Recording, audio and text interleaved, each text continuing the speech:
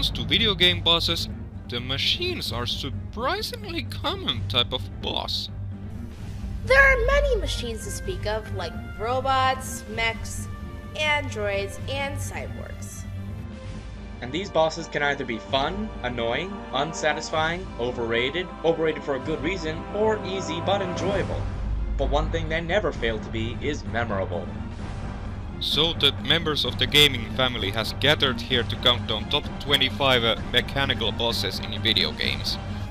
But there are a few things first before we start. First, we choose one boss per franchise, and every type of machine can be counted. Now be warned, since there are final bosses on this list, spoilers are present.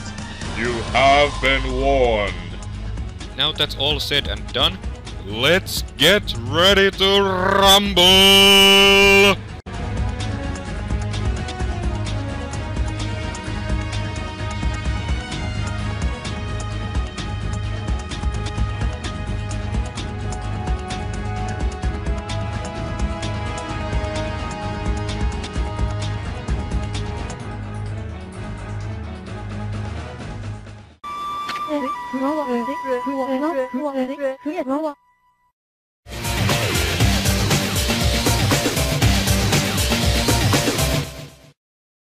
So, if you know me, you know that I like Chrono Trigger.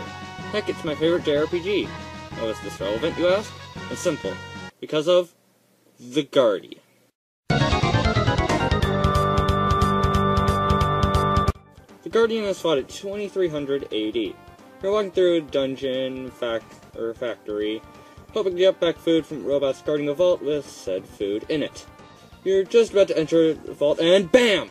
The Guardian appears and attacks you, and it's fighting time. The Guardian has two pods, one to the left and one to the right, which help defend it. You must attack the two pods rather than the Guardian first, otherwise the Guardian and the two pods will counter-attack, and it does quite a bit of damage for this early in the game. Unless you're a new Game Plus, of course.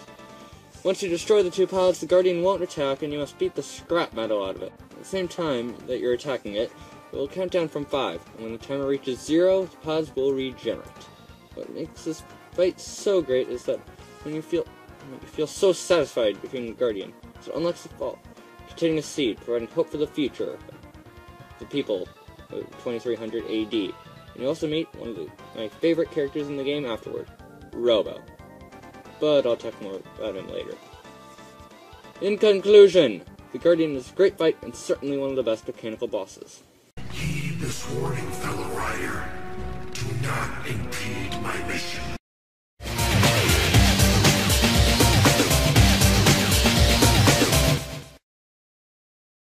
Super Meat Boy is freaking awesome.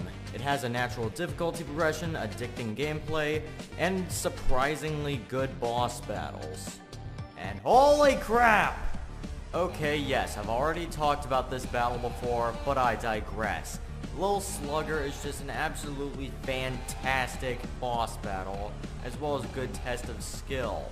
One of the best things about this boss is its concept. It's a gigantic chainsaw with legs. Okay, yes, that admittedly does sound lame, but it just looks so cool. And the music in this battle is easily among the game's best. Just give it a listen.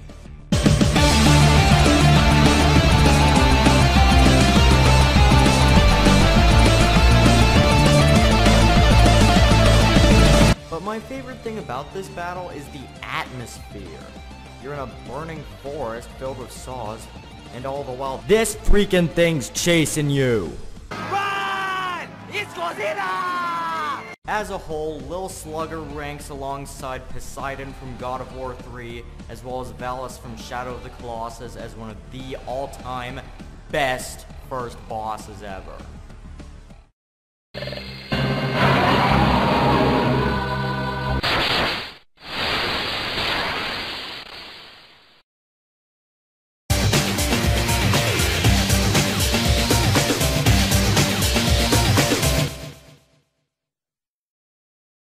And now, ladies and gentlemen, we come to my favorite boss of all time. Let me introduce you all to the Egg Salamander, one of, if not the strongest mecha ever made by Ivo Robotnik. I'm serious, guys. This thing can actually harm Supersonic for 10 rings with one missile. Speaking of attacks, those are one of the most interesting parts of the boss fight. In this climactic showdown from the game Sonic Rush, you play as both Supersonic and Burning Blaze, fighting against both Ivo and Nega respectively, as you fight in the rift between dimensions known only as the Exception, or Extra for short.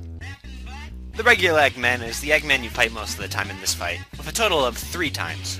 Eggman specializes in long-range attacks and explosions. His attacks include laser emitters that are the absolute bane of my existence, the much-desired pea-shooter, a lightsaber arm, and a posse of face-seeking mini-nukes that can do up to 10 rings of damage. The goal here is to reflect Eggman's projectiles into his cockpit. Keep hitting him until you knock him into Blaze's dimension for the next part of the fight. When using Blaze, you fight Eggman Nega, and he is a lot more aggressive.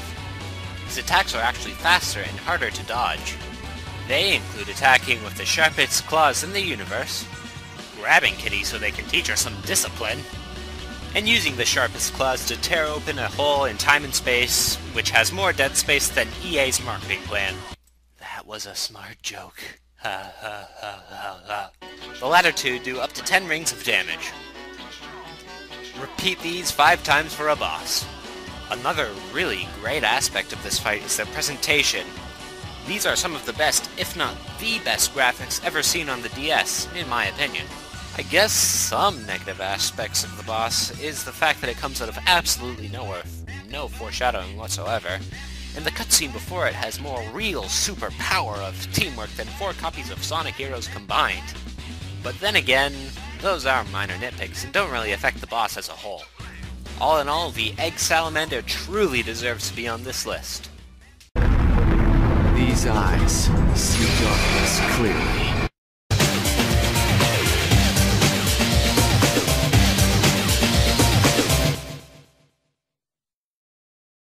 There has always been something I've always wanted to talk about. That character is definitely Porky Mitch.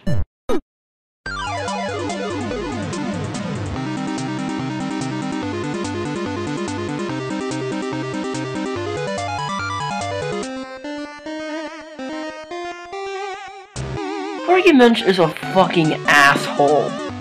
I don't care what anyone says. He is probably one of the biggest assholes in video game history. Now you might be asking, why?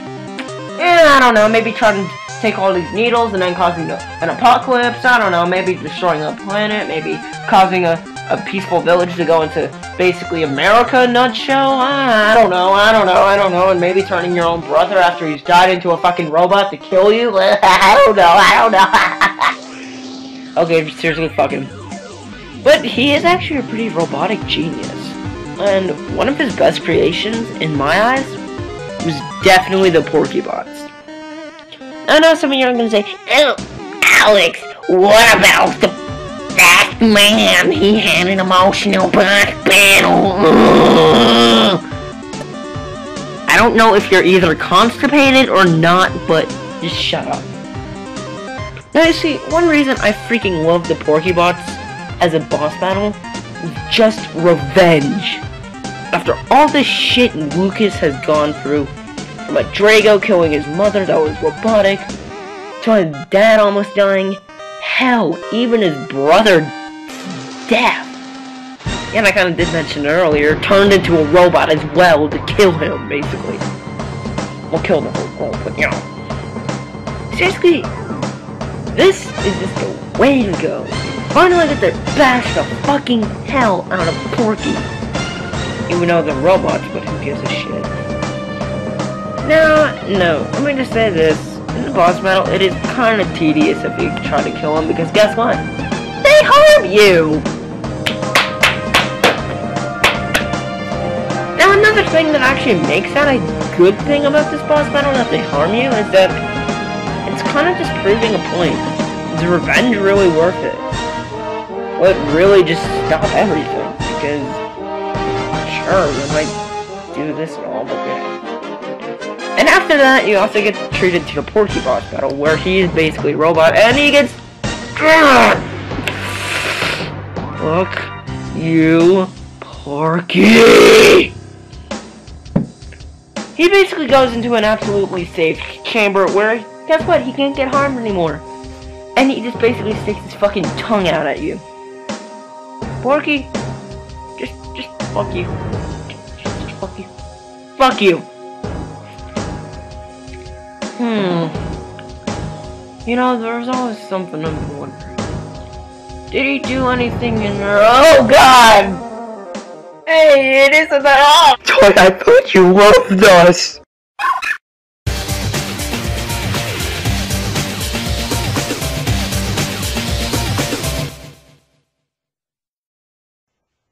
Two words. Rhythm Thief.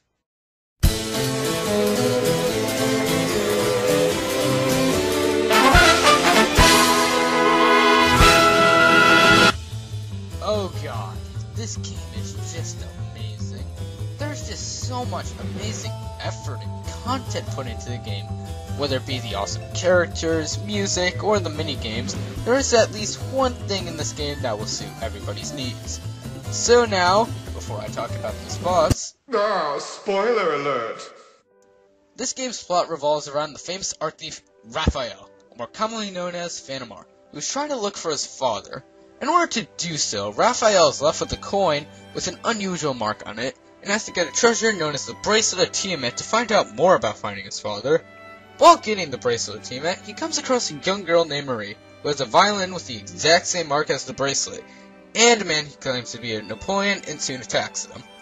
After this, Raphael takes Marie back to her caretaker known as Jean Fussois, and you'll find out Marie doesn't have a mother, but it turns out Fussois might have found a person who actually might be her mother. They soon later find that Marie's mother might actually be a duchess known as Elizabeth. However, Elizabeth does not accept this and walks away from the two. From there on, there are a couple more events in the game that I was too lazy to go through, and you fight Napoleon in a sword duel, and he takes Marie to the Eiffel Tower, where Raphael must give Napoleon an item known as the Dragon Crown in return for Marie. After tricking Napoleon with a fake crown and taking out his minions, you seem to have saved Marie, but then Jean Fussois comes and shoots Raphael in the chest, steals the Dragon Crown, reveals that he's actually working for Napoleon, and then almost kills you. But luckily Charlie's there to save the day, in one of the worst mini-games ever!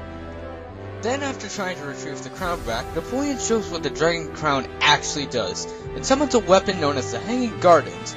There you fight Napoleon's minions again, and then John summons the true Chevaliers, and tries to kill you again, and almost succeeds again. But luckily Charlie and Vergier are there, and you end up kicking all their asses. Dear God, I fucking hate this guy. Then after defeating the wave of minions, you finally get to Jean Fussois in a giant mech. And it is awesome.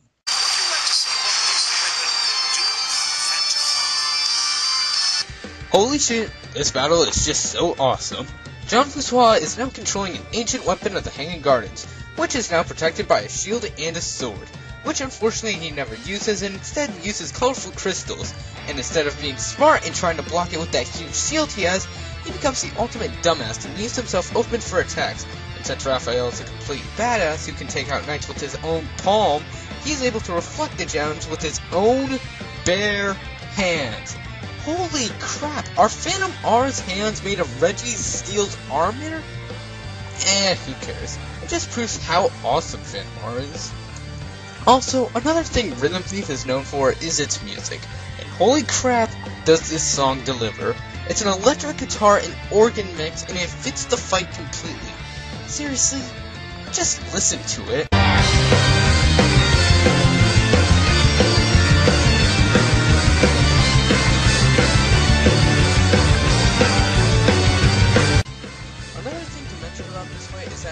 Probably a reference to the Egg Emperor from Xenogears. Seriously, look at these two's design. Hell, even Jean Fussois has an annoying line that he spams throughout the entire fight that sounds way too familiar. Shut up, Adachi! And one last thing to mention about this fight, since I hate this bastard so much, it's just so satisfying to get a perfect A rank and watch his mech fall to the ground. And since I have nothing better to do to end off this segment, here's Kulalu. I'm ordering lotion online.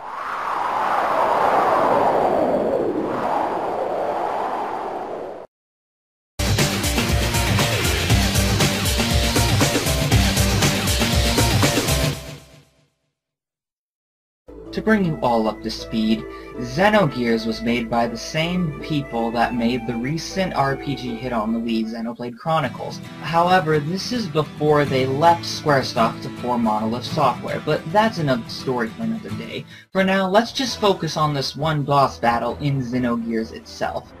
The G Elementals are an elite team of warriors that ride these gears, which in the Xenogears universe are basically giant robots, which both you and various enemy pilots at different points in the game battle each other and explore dungeon areas. Originally, the pilots of the Elementals were other major characters, and even some of your own party previously filled this office. But over the course, they were replaced by these 4 female pilots, who pilot them in various encounters in the game. That is until you fight them all at once, both in and out of their gears. Of course, to fully appreciate this battle, you must look at the pilots and their gears themselves. If you're familiar with the Xeno series at all, you know that the games are filled with so much symbolism and allegories wrapped up in such an intricate, if not convoluted story arc, that by comparison, Kingdom Hearts is your basic alphabet in order to prepare you for what is the sci-fi RPG anime equivalent of heavy Russian literature. First we have Dominia Yizkar, or Dominia Izkuro, as the Japanese say it. She rides a mech called Blade Gasher, which is humanoid, with a sword, and whose element is earth.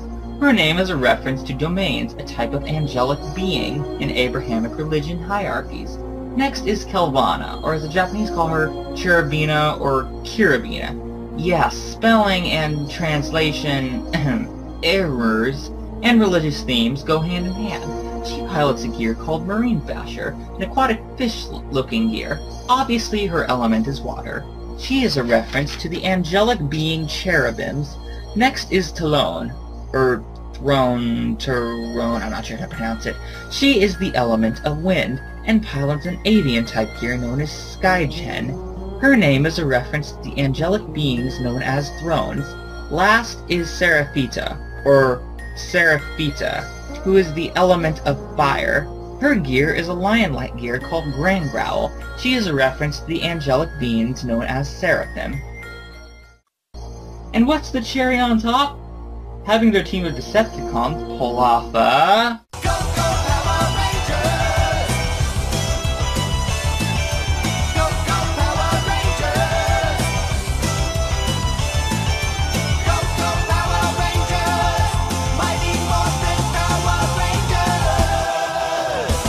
for a final confrontation where you have to battle all of them at once.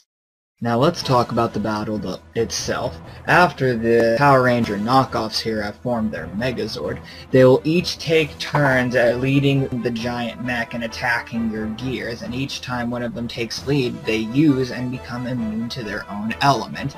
The trick is to use their leader Faye's most powerful gear to take them down, as well as another character's ability to counter the other character's elemental attacks. Do that and eventually the thing will go down. It's extremely slow but extremely powerful and has a lot of HP. The only thing you might be wondering is, why isn't this any higher than the number 20 spot on the list? Well, it might partially because the pilots themselves are more interesting than the actual gears they drive in the fight. But the more likely reason because nobody in the gaming family has played this game. However, symbolism that's even more complicated than I had time to explain. And now, an epic battle that rips off every single thing little boys like about giant robots makes this 5 places ahead of the number 25 spot. So,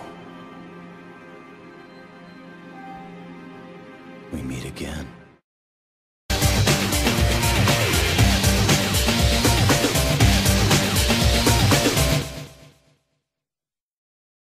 Metal Slug 3 is an amazing game, and for being, well, the largest Metal Slug to date, And well, it had an amazing soundtrack together with new, incredible bosses for this large game.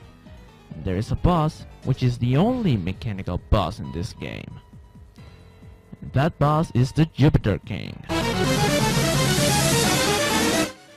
The Jupiter King is a mechanized robot created by the Rebel Army, which protects their secret factory. It is heavily armored in order to protect the nuclear reactor inside the robot's body, meaning the light armored head is the weak spot of the robot. The right hand of the robot is a missile launcher, allowing the robot to fire a large number of homing missiles, and the left hand of the robot is a pincer claw, which is used for melee attack. The robot's eyes have lasers which can fire a laser that can vaporize the victim. It also has a belly button that can launch a rocket, which the robot can grab and crash into the ground. In the battle, the boss will be moving to the right.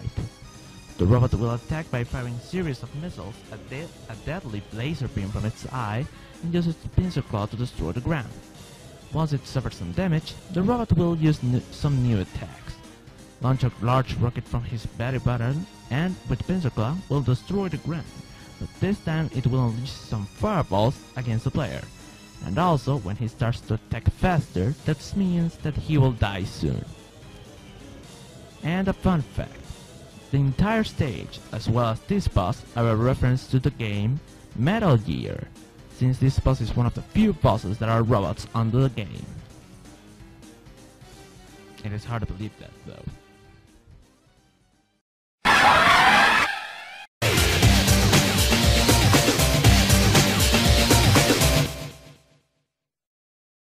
Anyone here a Sly Cooper fan?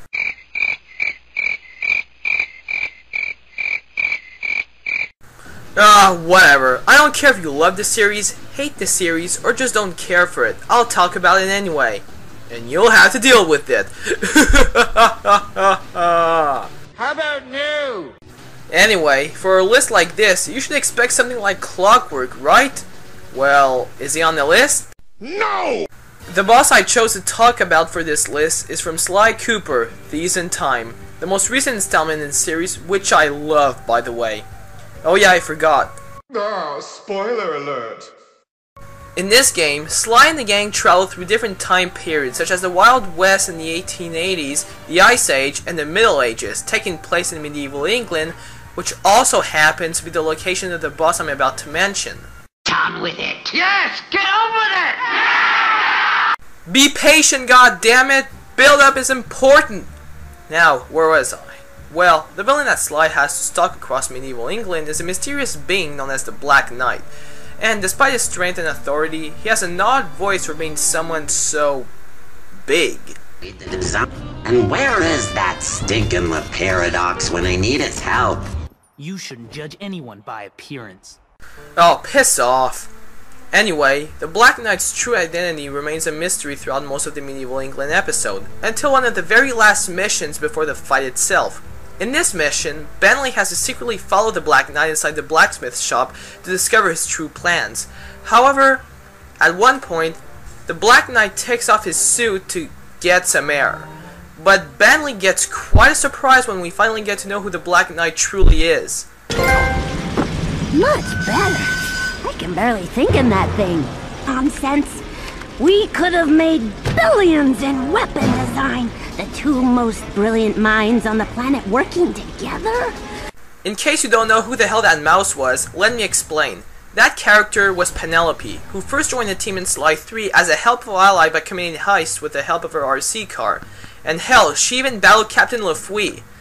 She eventually became Bentley's girlfriend, and at the beginning of the fourth game, she apparently vanished and left Bentley alone during the production of the Time Machine. This revelation put Bentley in deep depression. He hid in his shell, saddened, and despite his friend's efforts, he wouldn't come out. However, this didn't stop Sly, Murray, Carmelita, and Sir Gallet to face Penelope personally. After stealing Gallet's cane, Penelope moves the Black Knight armor back towards an even larger mech. Trapped in the area, Sly is forced to fight her, and thus the battle begins. And god damn it, is it awesome! The first phase of the fight is pretty straightforward. Catapult yourself onto a platform, all while avoid stuff such as this, and I'm a fire in my ladle! On the platform, with the help of what I like to call the Robin Hood costume, shoot arrows are the obvious weak spots. Hitting a weak spot creates a rope that you can walk across while avoiding, well, the laser. When you're near a weak spot, spam the R1 button to fire arrows at it, and thus, you wreck part of the machine.